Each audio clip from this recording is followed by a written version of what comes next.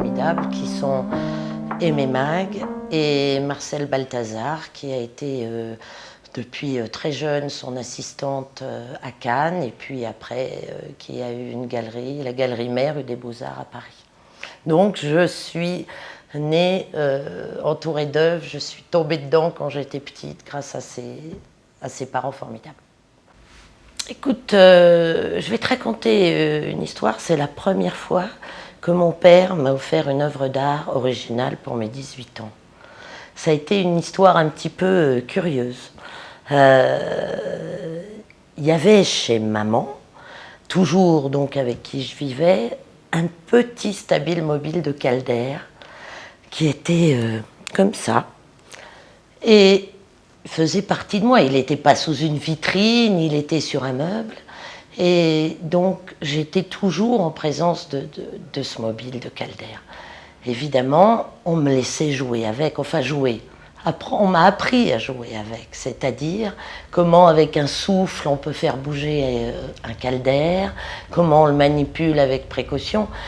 C'est un petit peu, c'est la transmission. C'est comme quelqu'un en ramassant des champignons va apprendre à ses enfants ou ses petits-enfants de ramasser des champignons. On ne coupe pas tout, on ne tire pas tout. Avoir le respect des objets, que ce soit des œuvres ou des choses ou des gens, je pense que c'est important. Je pense que mes parents m'ont enseigné ça. Et donc, ce Calder, je soufflais dessus, il bougeait, voilà. Et puis, pour moi, Calder, petite, c'était l'image du Père Noël. Je croyais que c'était le Père Noël. Et il était toujours avec ses magnifiques cheveux blancs, sa stature, ses chemises rouges. C'était lui qui fabriquait les jouets. Et dans la vie courante, je pensais qu'il enlevait sa barbe pour passer incognito. Et donc, de voir les films que j'ai vus, de le voir avec ces objets, c'était magique. C'était pour moi la représentation du Père Noël. Donc, il avait fabriqué ce jouet. Et bon, le temps passe, je grandis, évidemment, je quitte la maison très jeune pour faire du théâtre. Et puis, maman, qui a eu des ennuis d'argent, a eu des problèmes fiscaux et a été obligée de se séparer de ce Calder. Et mon père lui a proposé de le racheter.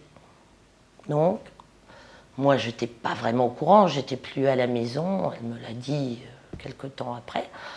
Bon, c'était son choix, c'était à elle, c'était son histoire. Et puis le jour des 18 ans, de mes 18 ans, mon père me dit, écoute, j'ai un cadeau pour toi, je veux t'offrir quelque chose. Je vais voir mon père, et mon père m'offre ce petit Calder. Alors, je suis, j'avoue, un petit peu restée sans voix parce que j'avais l'impression qu'il était déjà à moi quelque part, qu'il avait toujours été là.